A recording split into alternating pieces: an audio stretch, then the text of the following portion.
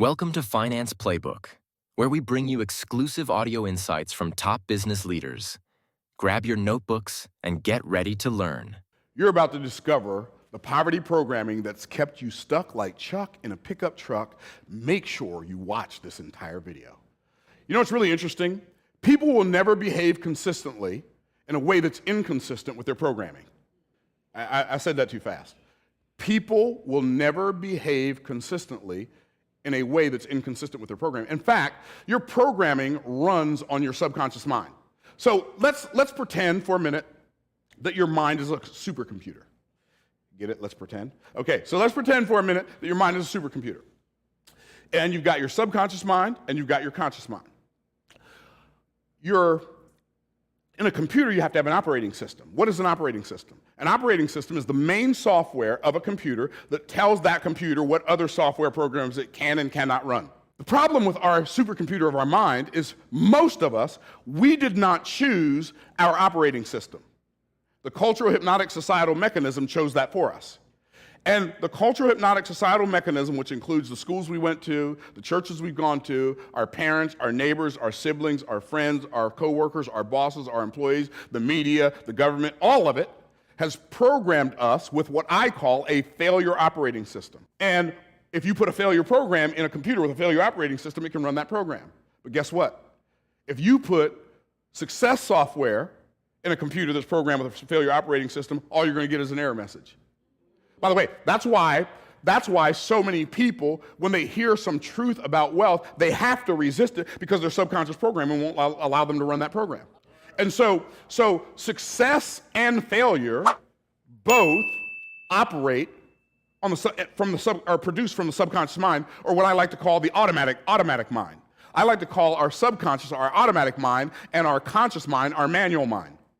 All of the results, like 90% of the results in your life, are produced by your automatic mind, which means you're not even aware of it. It's running below the surface. It's happening automatically, and you don't even see it. But here's what's interesting. Other people who are not programmed like you can see your programming. How many of y'all picking up what I'm putting down? And see, what happens is when we hear some truth that's unfamiliar to us, the first thing we do is we resist it because, well, that can't be true, because that doesn't go along with my paradigm. Because people will never behave consistently in a way that's inconsistent with their programming.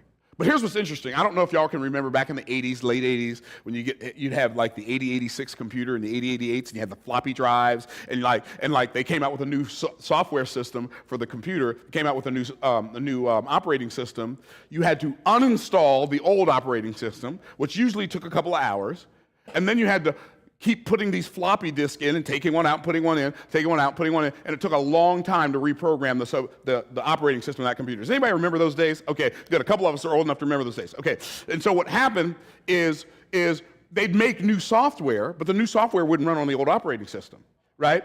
And so you had to pick a day where, okay, I'm gonna have to uninstall this operating system, and then I'm gonna have to set an alarm to wake up in the middle of the night and keep on putting these disks in so I can use my computer tomorrow. Well, the same way it took a long time back then to uninstall an operating system and reinstall a new one, it takes a long time for most people to uninstall their failure operating system and install a success operating system. That's why you have to stay plugged into information and content that is reprogramming you, because eventually, here's what's gonna happen. I promise you, you see somebody, how many of y'all notice that when you see somebody who's really, really good at something, they're really, really good, they make something so complex look effortless? Like, Michael Jordan was so much better than everybody else when he was in the NBA. When he played basketball, he made it look effortless. Tiger Woods made making birdies and eagles look like he was playing with a child's toy. Why? Because they had a totally different operating system going. But see, operating systems don't just affect us in sports, they affect us in every aspect of our lives. They affect us in our finances, they affect us in our businesses, and what happens is we resist because it's uncomfortable to uninstall that old programming. You know why it's uncomfortable? Because grandmama gave it to me. It's uncomfortable because mama gave it to me, because daddy gave it to me, because my uncle Sam gave it to me, and my Aunt Susie gave it to me, and so I don't want to take it out. My favorite teacher gave it to me, and my pastor gave it to me, and the deacon gave it to me, and we have all of this programming that's not serving us and not giving us the ability to serve anybody else. But guess what? Did you ever notice that people who are failing like miserably, they make that look effortless? No, I'm not I'm not trying to be funny. They're not saying, I'm just going to wake up and mess up my life today. It's just all the moves they do that day just mess up the whole day. Why? It's their programming. And now watch this. This poverty programming, like you have been programmed to be broke. The cultural, hypnotic, societal mechanism has programmed you to be sick, broke, misinformed, and fearful.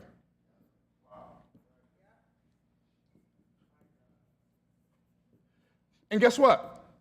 As long as you are running this program, you're going to be sick, broke, misinformed, and fearful. Either one of those things or all of those things. Why does the cultural, hypnotic, societal mechanism want us sick, broke, misinformed, and fearful? Because people who are sick, broke, misinformed, and fearful are easier to control than people who are healthy, wealthy, well-informed, and courageous. And so what we have to do is we have to recognize the program, but see, we have to recognize where it comes from. Do you understand every time the politicians lie to you and tell you they're going to end income inequality? How do you know they're lying? Because they can't end income inequality because income doesn't exist in a vacuum. It's the result of something. What's it the result of? It's a result of value that's created for somebody other than you. So until you eliminate value creation inequality, you can't eliminate income inequality. They're lying. The government wants you to think that businesses that are successful because the owners of those businesses are evil. But the reality is, the promoter of that message is the one that's evil. Now, there are some businesses that are evil. I'm not saying there are no businesses that are evil. There are some businesses where the owners have evil intention. But that's not generally the nature of business. The media, the movies. I'm not crazy about movies, but the movies that I hate the most, superhero movies. I can't stand them. They're so terrible. They have programmed so many people to be broke. Say, what do you mean? Like you never even thought about that before, right? See, they started programming you when you were a little kid. Anybody remember this guy named Superman, right? Superman. You remember who he was, right? He was an adopted poor little orphan from another planet. Who was his arch enemy? Lex Luthor. Lex Luthor, what was he? Multimillionaire. Subconsciously. They don't have, see, do you understand that every time a story is being told, it's being told on two levels? There's the covert story. That's the part that talks to your head. It's only there to distract you. And the overt story, that's the part that talks to your heart. It's there to program you. Okay, what about Spider-Man? Oh, another poor little orphan, raised by his aunt and uncle. Oh, who's his archenemy? Oh, that's right, the Green Goblin. He wasn't a multimillionaire, he was a multi-billionaire. They're always associating wealth with evil. And I know what you're thinking. See, I already know what you're thinking because I'm a mind reader. You're thinking, but Batman was rich? How many of y'all were thinking that? See, I knew it. I knew you were thinking. I knew, see, you got to get up early in the morning. You're going to catch me on that one. You're right. Batman was rich, but he's the only superhero with no superpowers. Now, which one would you rather do? Have a cool car or just fly? Okay, I can't even go there yet. I can't go there yet, but I will. I'll touch on it since you brought it up. Okay, just be ready. Okay. So I know the other thing you're thinking. Yeah, but Iron Man's rich. Don't you? I'm reading your mind. I already told you. But watch this. Iron Man is a narcissistic jerk who takes advantage of everybody and walks on everybody. So if they make a superhero that's rich, they always give them an undesirable character trait. What about the Black Panther? See, here's what the enemy did with the Black Panther. Black people, we felt so disenfranchised that, unfortunately, far too many of us, just because something's black, we want to go with it. But see, here's the problem I had with the Black Panther. They were literally in the movie teaching ancestor worship. Ancestor worship? What am I worship my dead ancestors for? God's the one that made him. I think I'm going to worship him. Black Panther was cool. He was rich, he was cool, he was smart, he could fight, he did all that. But they had to throw that answer because the enemy is always trying to trip us up. And he'll use whatever method necessary, whatever method possible. See, I'm going to tell you something while I'm on this subject. Our primary identifying factor should not be our color, and it should not be our gender, it should not be our educational level, it should not be the amount of money that we have, it should not be an association that we're a part of, it should not be our fraternity, it should not be our neighborhood, it should not be our country club. Our primary identifying factor of our lives should be the fact that we are redeemed by the blood of the Lamb. And if that's not first, you got the wrong thing in first place. I am not black first.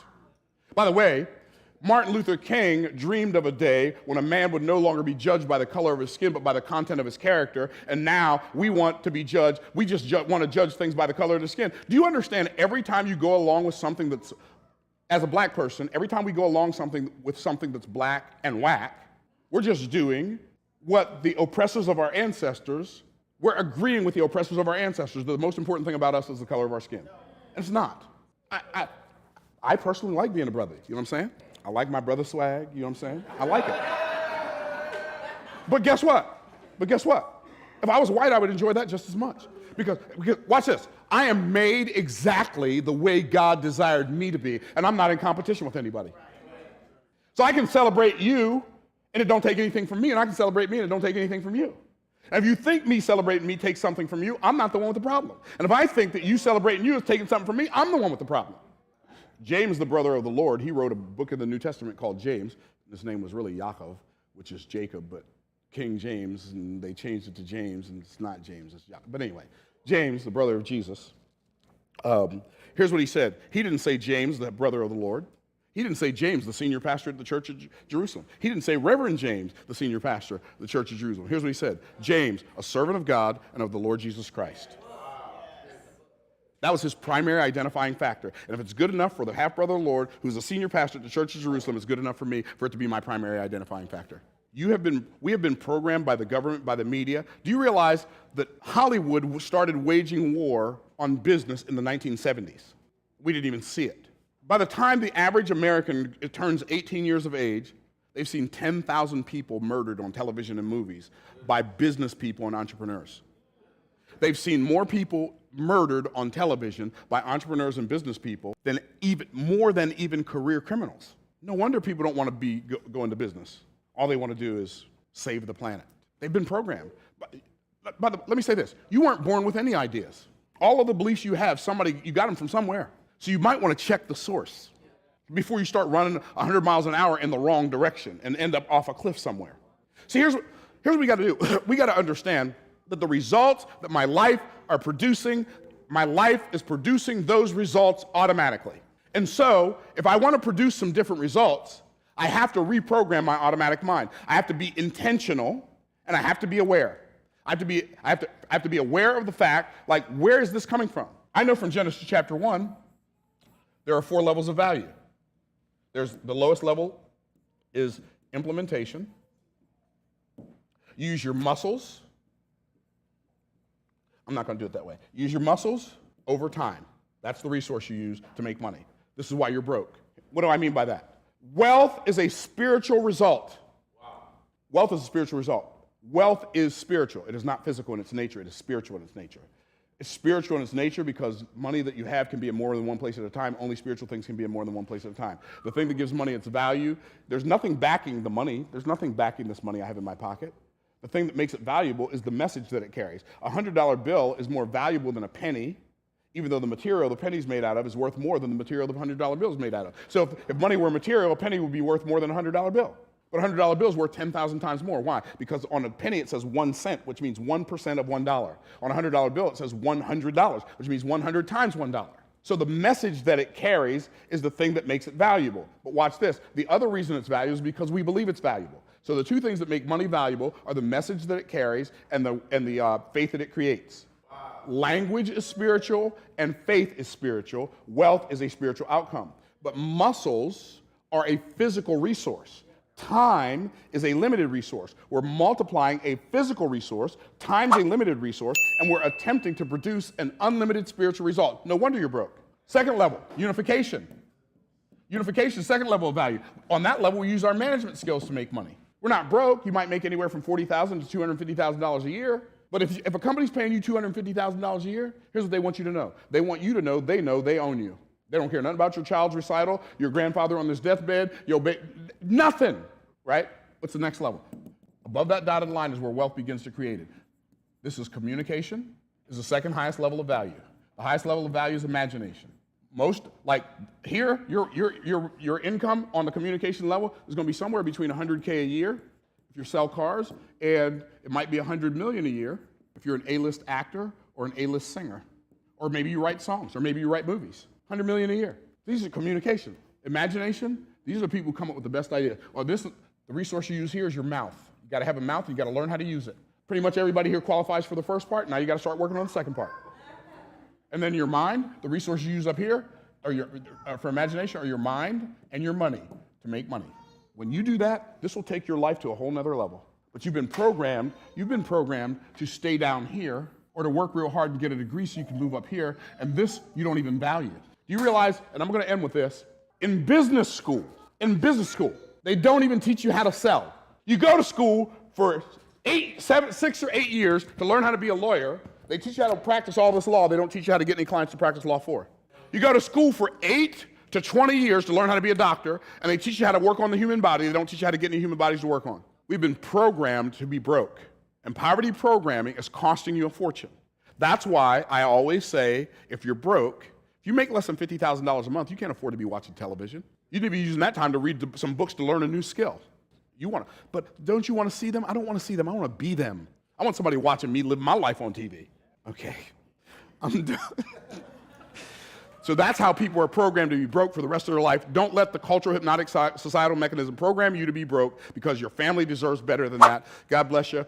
Like, subscribe, share, all the rest of that YouTube-y stuff that y'all do. And I gotta go. Peace out, Cub Scouts.